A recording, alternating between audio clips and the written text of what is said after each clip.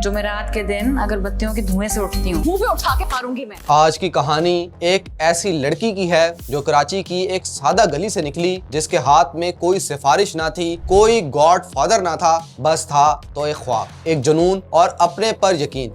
ये कहानी है रमशा खान की। मुश्किल तो था लेकिन मजा आया, इनके लिए बहुत टफ था। वो नाम जो आज हर घर में जाना जाता है, वो चेहरा जो हर दिल में बसता है। आमूजान, ये वाकई किसी मक्खन से पड़ रहा है। आपने हमेशा इसे स्क्रीन पर देखा है, मगर क्या आप जानते हैं कि इस मुस्कुराहट के पीछे कितनी मेहनत, कितनी ठोकरें और कितनी रात की जागती आंखें थीं। My mom and dad they got divorced when I was 7 or 8 years old. आज हम आपको रमशा खान की वो दास्तान सुनाएंगे जो आपने पहले कभी नहीं इस तरह सुनी होगी। शुरू से आखिर तक, हर मोड़, हर मुश्किल और हर कामयाबी, सब कुछ आज इस स्क्रीन पर बिखरेगा। 23 जून 1994 को कराची के एक घर में एक बच्ची ने आंखें खोली। नाम रखा गया रमशा खान। वो शहर जो कभी सोता नहीं, जहां हर गली में जिंदगी दौड़ती है, जहां ख्वाब देखना भी एक हिम्मत का काम है। रमशा का ताल्लुक एक सादा और दरमियाने तबके के घराने से था। वालिदैन ने बच्चों को अच्छी तरबियत दी, मोहब्बत दी और सिखाया कि जिंदगी में कामयाबी मेहनत से मिलती है, ना कि किस्मत से। घर में भाई थे, एक बहन थी और जो सबसे करीब थी वो थी उनकी वालिदा, जो रमशा की सबसे बड़ी ताकत बनी। रमशा ने अपनी इब्तदाई तालीम कराची में हासिल की। पढ़ाई में दिलचस्पी भी थी और आर्ट्स में भी झुकाव था। वो MBA करने के लिए इकरा यूनिवर्सिटी कराची में दाखिल हो गई, क्योंकि घर वाले चाहते थे कि बेटी कुछ ठोस करे, कुछ माकूल करे, लेकिन दिल तो कहीं और भटकता था। वो पहला कदम जो सब के लिए मुश्किल होता है। यूनिवर्सिटी के दिनों में रमशा ने एक आम सी बात की। उन्होंने पार्ट टाइम काम शुरू किया, पहले मॉडलिंग, फिर कमर्शियल्स, फिर ऑक्सीजन टीवी पर VJ बनी और ये सफर शुरू हुआ 2010 में। सोचें जरा,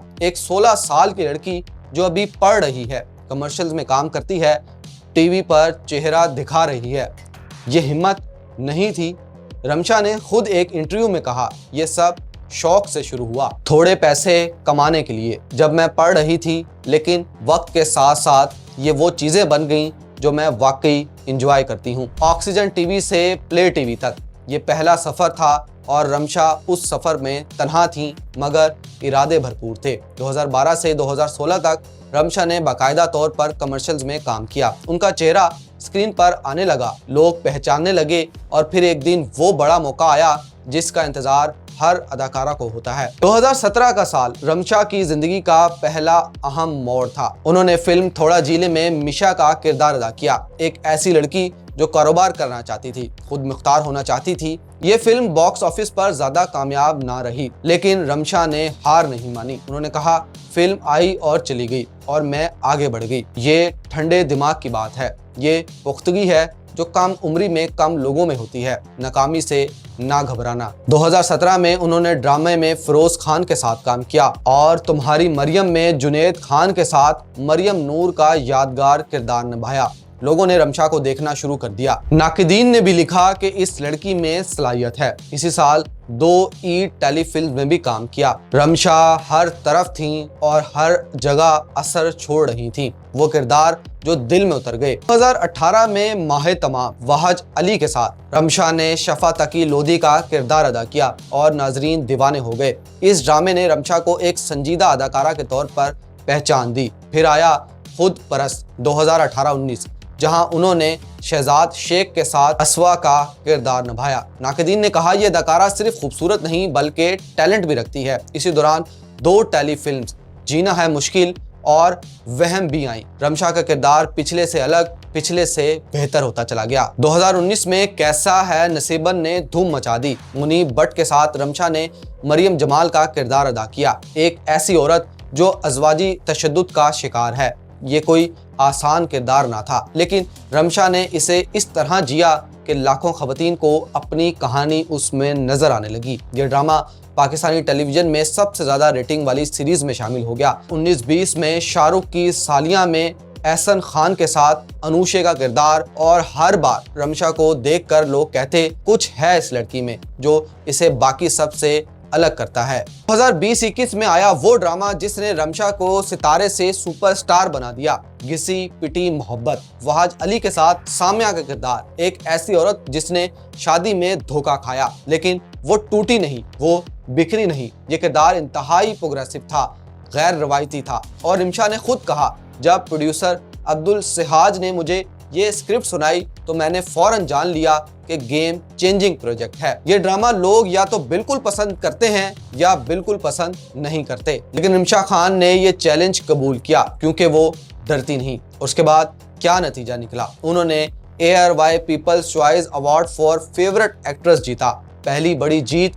पूरी पाकिस्तानी इंडस्ट्री ने कहा, ये नाम याद रख लो, रिमशा खान। 2020-21 में आई सिन्फे आहन, पाकिस्तानी फौज पर बनाया गया एक शानदार ड्रामा। रिमशा ने परिवर्श जमाल का किरदार अदा किया, एक आर्मी ऑफिसर का। इस किरदार के लिए रिमशा समेत पूरी लीड कास्ट ने मिलिट्री ट्रेनिंग की असल ट्रेनिंग ली। जरा सोचें, एक अदाकारा जो सिर्फ कैमरे के सामने खूबसूरत नजर आने के बजाय मैदान में उतर जाए, पसीना बहाए, फौजी तरबियत ले, ये डेडिकेशन है, ये पैशन है। इस ड्रामे ने रमशा को एक नई डायमेंशन में पेश किया। उसके बाद 2023 में जन्नत से आगे आया, जहां रमशा ने तबस्सुम मुगल का किरदार अदा किया। इस किरदार के लिए Lux style award for best TV actresses criticise choice narration मिला। इसी साल फिल्म तेरी मेरी कहानियां में रमशा ने जमीशा का किरदार अदा किया। 2024 में आई नादान, जहां उन्होंने डॉक्टर तबीरा असलम का किरदार निभाया। फिर 2024-25 में ग्रीन टीवी आया, दुनियापुर का वो ड्रामा जिसने नाज़रीन को कुर्सियों से बांध दिया। रमशा ने आना दलावेज नवाब का किरदार अदा किया और उसकी इस परफॉर्मेंस के लिए उसे lux style award for best TV actresses भी मिला। पाकिस्तानी शोबिस का वो नौजवान सितारा जो अपनी परफॉर्मेंस से दिलों में राज करता था। दुनियापुर में रमशा और खुशहाल खान की ऑन स्क्रीन केमिस्ट्री ने सोशल मीडिया पर तूफान मचा दिया। लाखों फैंस उन दोनों को एक साथ देखना चाहते थे और उनकी ख्वाहिश पूरी हुई। 2025 में ARY डिजिटल के लिए बिरयानी आया, बिग बैन प्रोडक्शन की बिग प्रोडक्शन, फहद मुस्तफ़ा और डॉक्टर अली काज़मी के बैनर तले। लेजेंडरी राइटर जफर मेराज का कलम और डॉक्टर बदर महमूद की बसारत। ये ड्रामा एक मीठी मोहब्बत की कहानी थी। यूनिवर्सिटी के गलियारों में जन्म लेती मोहब्बत और रमशा और खुशहाल की जोड़ी नाजरीन को दीवाना कर गई। फिर 2026 का वो रमजान जो तारीख बन गया। मार्च 2026 में खबर आई कि रमशा खान और खुशहाल खान ने निकाह कर लिया है। पहली तस्वीर वायरल हुई, सोशल मीडिया पर शोर मच गया। रमशा ने अपनी राजदारी का हक मांगा। उन्होंने इंटरटेनमेंट पोर्टल्स को सरेआम तनकीद का निशाना बनाया, जो बगैर इजाजत उनकी निकाह की तस्वीर शेयर कर रहे थे। ये रमशा की शख्सियत का एक रोशन पहलू है। वो अपने हकूक के बारे में आवाज उठाती हैं, वो डरती नहीं। फिर 17 अप्रैल 2026 को रमशा और खुशहाल ने खुद इंस्टाग्राम पर बाकायदा ऐलान किया, बिस्मिल्लाह, पूरी खुशी के साथ हम शेयर करना चाहते हैं कि हम शादीशुदा हैं, अल्हम्दुलिल्लाह। रमशा ने अपने इंस्टाग्राम का नाम बदल कर रमशा खान खटक रखा और अपनी प्रोफाइल पिक्चर खुशहाल की उंगली पर अंगूठी की तस्वीर लगा दी। मोहब्बत का ऐलान, फख्रे इजहार। रमशा खान सिर्फ एक अदाकारा नहीं, वो एक ब्रांड हैं, एक आवाज़ हैं। वो 7up, TUC, नेस्ले, बॉन्ड्स और हम मार्ट जैसे बड़े ब्रांड्स की ब्रांड एम्बेसडर हैं। 2021 में हम ब्राइडल कट्रियोर वीक में डिजाइनर अरीबा उस्मान के मिरहा कलेक्शन के लिए रैंप वॉक किया। एनिमल राइट्स की पुरजोश हामी हैं। वो अपने पालतू जानवरों से बेपनाह मोहब्बत करती हैं। वो सादा जिंदगी गुजारने पर यकीन रखती हैं, बनावट से दूर रहती हैं, इसलिए नाज़रीन उसको खुद से जुड़ा हुआ महसूस करते हैं। 5 फीट 7.5 इंच का कद, गहरी भूरी आंखें, लेकिन सबसे बड़ी खूबसूरती वो मुस्कुराहट जो स्क्रीन के आर पार भी महसूस होती है।